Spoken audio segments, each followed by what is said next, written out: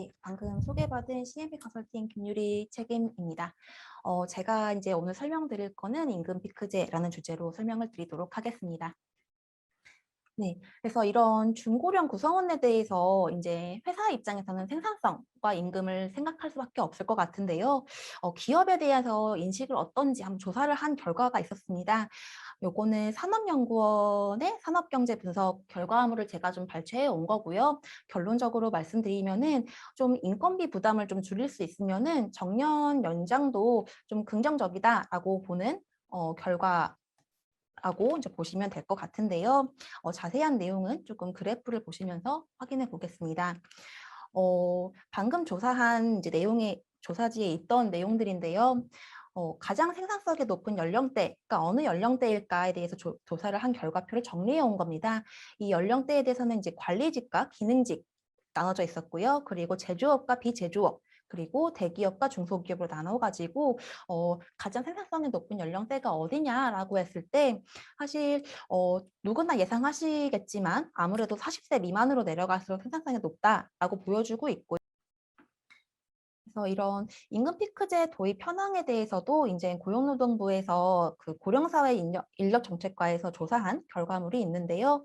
조사 대상은 이제 상용 1인 이상 사업체 중에 이제 19,000여 개의 표본 사업체를 대상으로 해서 이제 임금 피크제를 도입하고 있는지에 대한 여부를 조사했습니다.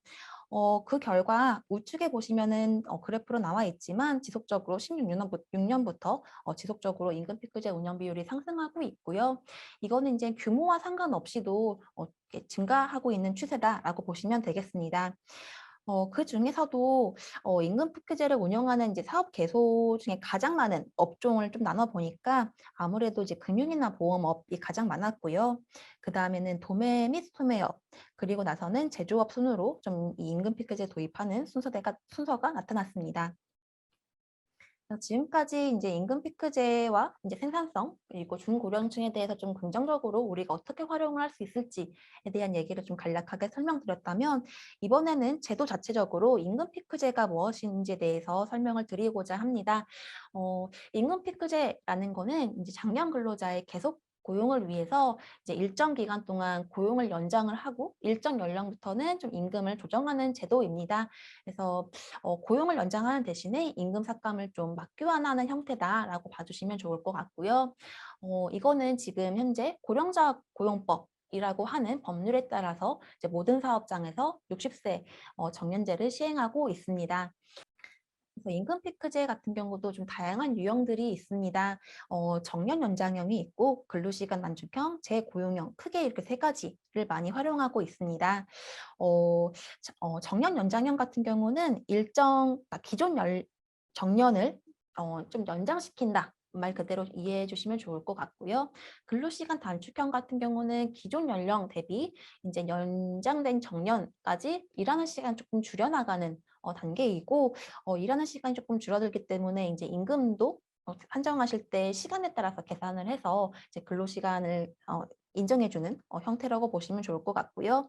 마지막으로 재고용 같은 경우는 정년 이후에 다시 채용을 하는 재고용을 해서 이제 함께 일을 할 수 있는 여건을 만드는 건데 이거는 퇴사 후에 재고용이 된 거기 때문에 임금에 대해서는 다시 새롭게 계약하는 거에 따라서 달라질 수 있다라고 봐주시면 좋겠습니다. 이 각각에 대해서는 이제 회사의 상황에 따라서 어떤 유형이 맞을지는 컨설턴트가 제안을 드릴 거기 때문에 내부 현황을 저희가 판단할 수 있는 자료들을 주시면 되겠습니다.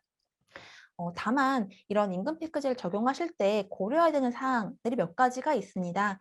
이때 지금 현재 기업의 인력 구조가 좀 중요할 것 같고요. 그러니까 흔히 말하는 피라미드 구조이냐, 그러니까 밑에 주니어들이 많고 시니어들이 좀 적어지는 구조이냐, 아니면은 옆피라미드 구조이냐, 뭐 다이아몬드 구조이냐, 이런 인력 구조에 따라서도 지금 단기간에 빨리 임금 피크제를 도입해야 되는 경우도 있고, 장기간으로 미리 준비하는 케이스가 있기 때문에 인력 구조를 먼저 살펴보게 되고요.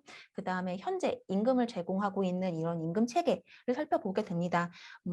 뭐 현재 사용하시는 제도가 연공에 의해서 임금이 지급되고 있다라고 한다면은 임금 굴절을 언제쯤부터 몇 퍼센트로 할지 또 고민이 해야 될 것 같고요.